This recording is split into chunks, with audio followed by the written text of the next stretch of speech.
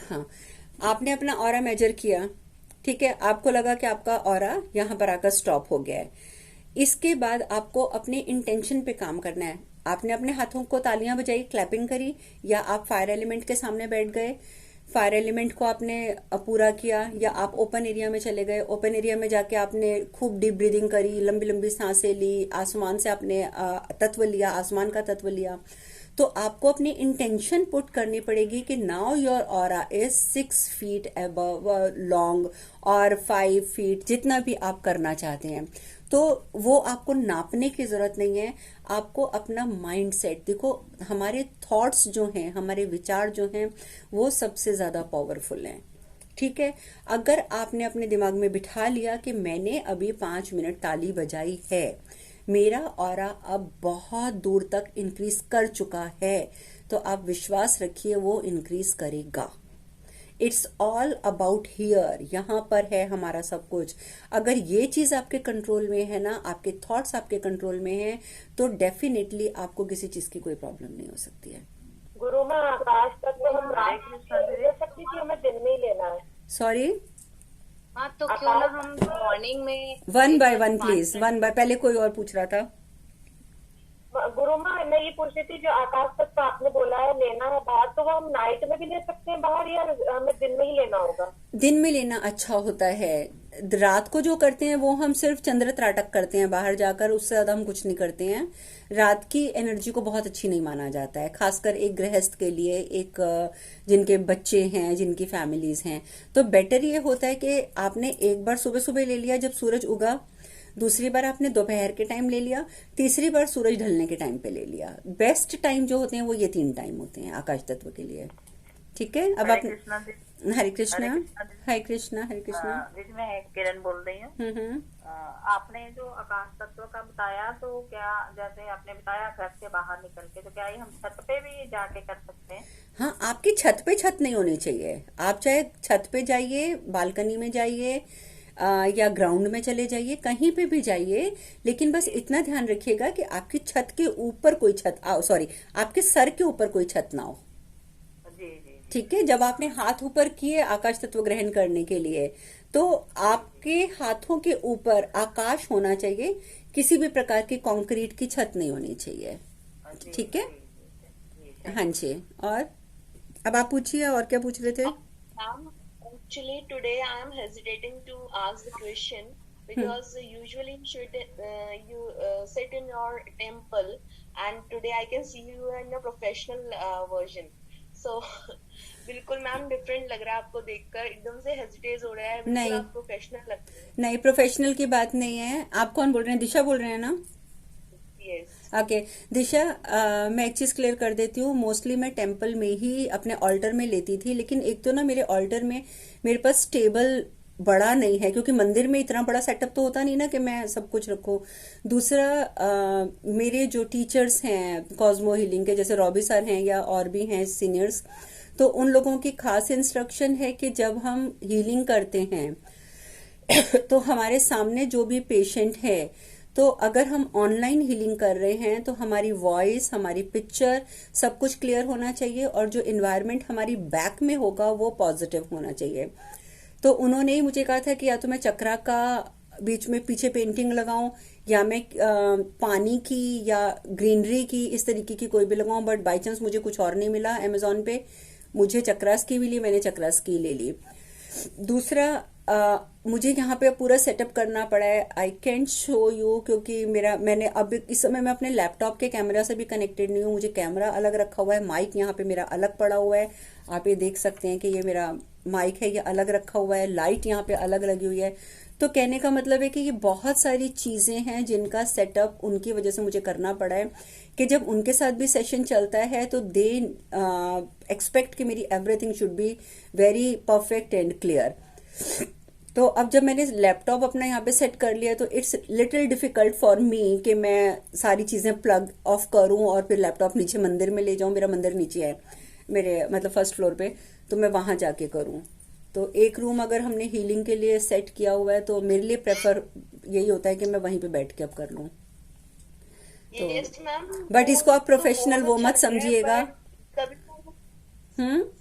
वो देख ma'am professional लग रहा है. It's looking like a professional woman is sitting in front of us. Oh it's okay, इसमें बट वो आई am not last. Professional at all. मैं जो पहले थी वही आज भी हूँ। आप बहुत अच्छे लग रहे हो आज। Thank you. Yes, ma'am, you are looking very beautiful today. Even your dress also. Thank you. जबकि बिना प्रेस की शर्ट, नॉर्मल टी शर्ट पहन के आ गई हूँ मैं, क्योंकि आज ना बादल भी बहुत थे, कमरे में भी अंधेरा था, मेरा ग्रैंडसन भी मेरे साथ सोया हुआ था। मैंने फटाफट छोटी सी टॉर्च जलाकर अपने कपड़े निकाले, रात को भी निकालने भूल गई थी और नहा के आ गई। बट एनीवेज, बाकी ये ऑरा का आपको समझ आ गया? तो माँ एक बात सुनिए ना। हाँ जी बोलिए। तो जैसे मॉर्निंग में हम 5 मिनट अपने लिए क्लैप कर ही लें तो हमारा ऑरा अच्छा ही रहेगा फिर। Definitely definitely. जैसे अभी हमारे ग्रुप में आपने, क्योंकि मैं उनका नाम ले सकती हूँ बिकॉज उन्होंने ग्रुप में मैसेज छोड़ा था, राजीव जी की बात कर रही हूँ, वो जैसे नेगेटिविटी से बहुत परेशान है।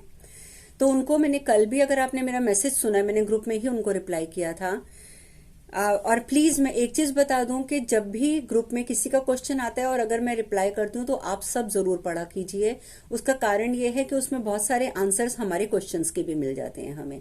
तो ये मत सोचिए कि अगर मैंने एरो डाल के लिख दिया दिस इज फॉर राजीव जी तो वो सिर्फ राजीव जी सुनेंगे, ये नहीं है। ग्रुप में आंसर करने का मतलब है कि दिस इज फॉर एवरीवन। ठीक है, तो उसमें भी मैंने बोला है कि आपको अपने पे काम करना है। तो अगर आप 5 मिनट रोज क्लैपिंग करते हैं और आप अपनी 5 मिनट क्लैपिंग करने के बाद आप अपनी इंटेंशन पुट करते हैं, आपकी इंटेंशन अगर आप अपने अंदर ये फीड करते हैं कि now my aura is increased, तो आप अपने ऑरा को उस समय इंस्ट्रक्शन भी दे सकते हैं। ठीक है, इंस्ट्रक्शन इन द सेंस कि जैसे आपने 5 मिनट क्लैपिंग करी या आप जोत जला के आप बैठ गए, आपने जो भी किया, किसी भी तरीके से ऑरा इंक्रीज किया, तो उस समय आप अपने अंदर इंटेंशन पुट कीजिए कि मेरा ऑरा इतना इंक्रीज हो गया है और ये अब 24 घंटे ऐसे ही रहेगा। ठीक है, या और आपने ये उसको कमांड दे दिया, उसको एक ऑर्डर कर दिया। जैसे आप औरों को ऑर्डर करते हैं ना काम के लिए कि तुम मेरे लिए काम करो, तो आपने अपने ऑरा को ये ऑर्डर कर दिया कि तुम्हें मैंने 24 घंटे के लिए बढ़ा दिया है, अब तुम बड़े रहोगे, तुम्हें छोटा नहीं होना है। तो you have to order it. तो जब आप उसे ऑर्डर करेंगे तो आपका ऑरा आपकी बात मानेगा। तो माँ क्लैपिंग शुड बी लाउड और स्लो? आप क्लैपिंग देखिए, जितना ज्यादा तेज करेंगे उतना ज्यादा आपका ही बेनिफिट है। उसका कारण यह है कि आपके प्रेशर पॉइंट सारे एक्टिवेट हो जाएंगे, और जब हमारे प्रेशर पॉइंट एक्टिवेट हो जाते हैं तो नेचुरली उसका बेनिफिट हमें मिलता है। मैम महामृत्यु जी इज अ वेद मंत्र। तो किसी ने बोला कि महामृत्यु जी ऐसे नहीं बोलना चाहिए, वो कोई ब्राह्मण बोलते हैं जिन्होंने जनेऊ धारण किया होता है और वो मन में बोलना चाहिए।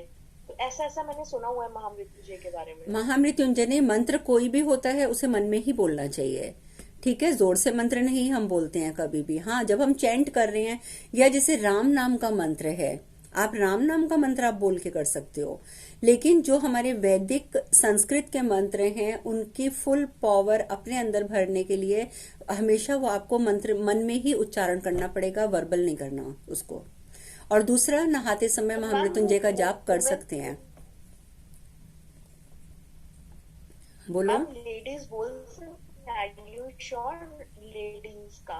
क्यों, लेडीज इंसान नहीं है? महामृत्युंजय लेडीज इंसान नहीं है मैम। उन लोगों ने बोला था कि जो जनेऊ पहनते हैं वही। Please I am sorry, please I am so sorry, मैं किसी की भावनाओं को हर्ट नहीं कर रही हूँ, लेकिन बहुत सारी चीजें ना लोगों ने अपने प्रोफेशन को बढ़ाने के लिए भी बना ली हैं, तो उन चीजों की तरफ हमें नहीं जाना चाहिए।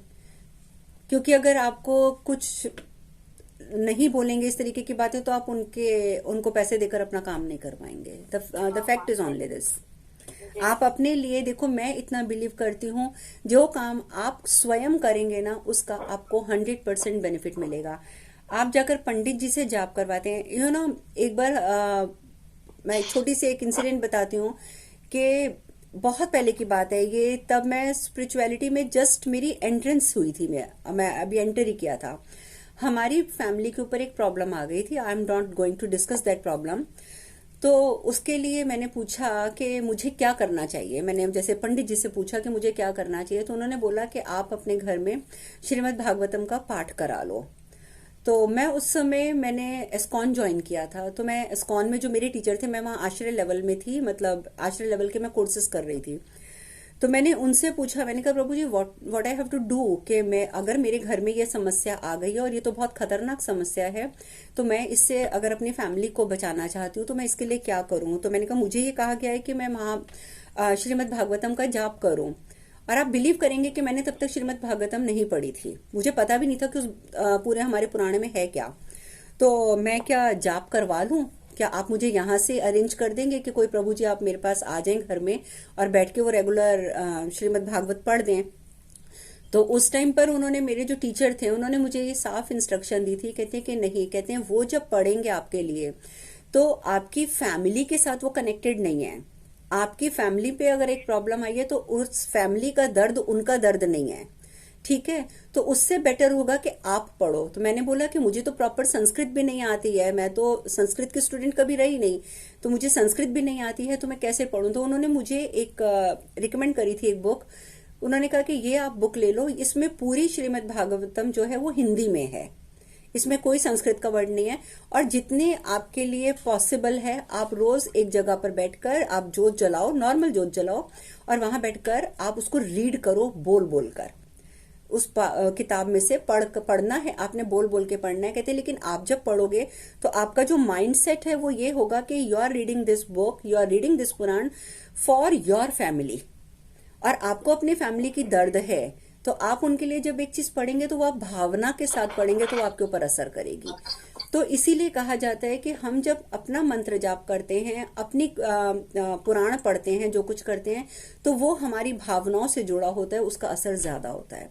और आप मानेंगे कि मैंने खुद फर्स्ट टाइम तब श्रीमद् भागवतम पढ़ी थी और टचवुड मेरे घर से वो प्रॉब्लम खत्म हो गई थी और सब कुछ जो था वो नॉर्मल हो गया था। लेकिन कहने का मतलब है कि आप अगर खुद पढ़ते हैं, इसीलिए मैं कहती हूँ कि जब भी आपको कोई जाप करने के लिए बोलते हैं, कुछ करते हैं, तो आप खुद करो, कोशिश करो, किसी से मत करवाओ, अपने लिए कैपेबल बन जाओ। बस मैं ये चाहती हूँ कि आपको किसी की जरूरत ही ना पड़े, लाइफ में किसी की हेल्प की जरूरत ना पड़े।